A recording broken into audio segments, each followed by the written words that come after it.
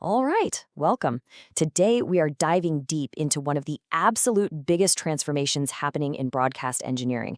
I'm talking about the massive shift away from those big physical hardware racks and into the world of virtualization and the cloud. This isn't just a small change, it's a fundamental rethinking of how we build and run our entire broadcast facilities. So let's get into what this really means for all of us. And just so you know, what we're covering today is part 27 of a 40-part series. All of it is based on the fantastic material in Modern Broadcast Studios by Virtualization Options LLC, and we're focusing specifically on the core ideas from Chapter 27. So let's just start with a pretty wild idea, shall we? What if everything you needed, your playout, your production, all your media processing, what if it didn't need a whole building full of gear? What if you could run the entire thing from a laptop? And look, this isn't some far-off science fiction thing. It's the very real promise of the technologies we're talking about today. But before we can really appreciate where we're going, we've got to take a quick look back at where we've all been. For decades, broadcast infrastructure meant one thing and one thing only: racks and racks of physical hardware. Yeah, this probably looks incredibly familiar to anyone who spent time in a machine room or a central apparatus room.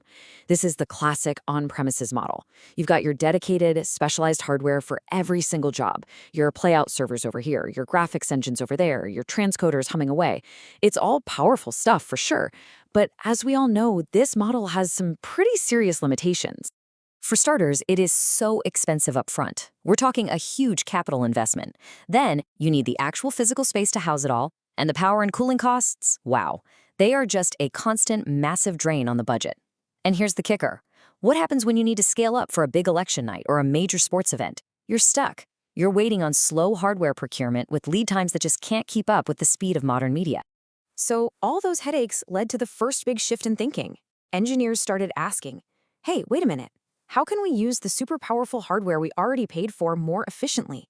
And the answer to that question was virtualization.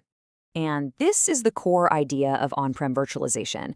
You use a platform, like VMware or Hyper-V, to take one really powerful physical server and slice it up into multiple virtual machines.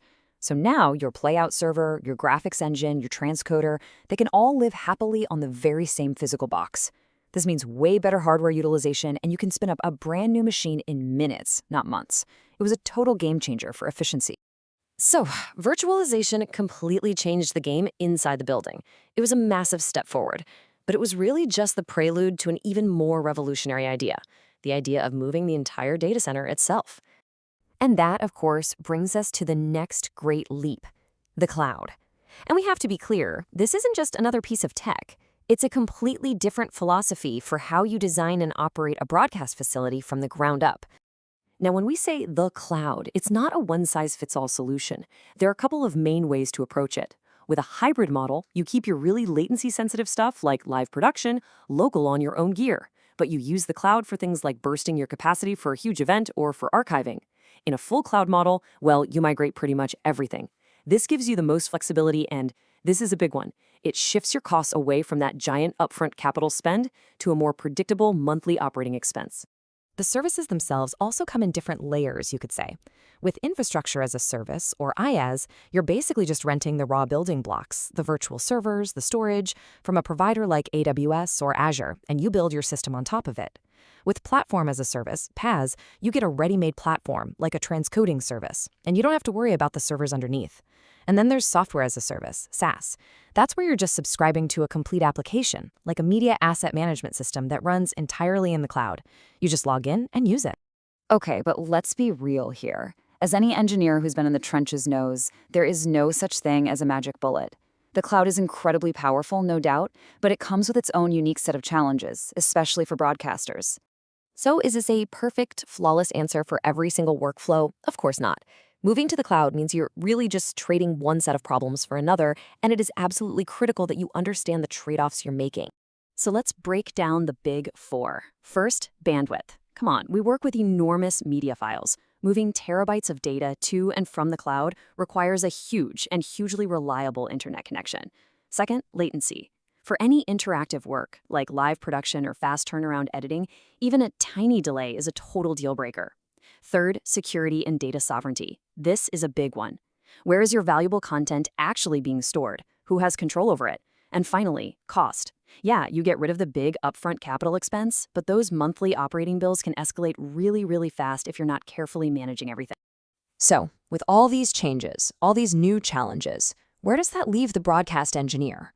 Well, honestly, this entire shift represents a massive, massive career opportunity.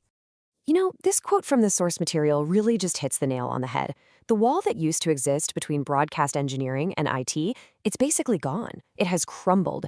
Your skills in networking, in systems administration, and now in cloud architecture, they aren't just valuable anymore. They're becoming absolutely essential. You are perfectly positioned to lead this transition. And that leaves us with one last big, kind of provocative question to chew on. As our studios and our master control rooms look more and more like enterprise data centers, what does that mean for our profession? Is the future of broadcast engineering just becoming a really specialized form of IT? It's a question that gets right to the heart of where our entire industry is going. And frankly, it's something we're all going to be answering together in the years ahead.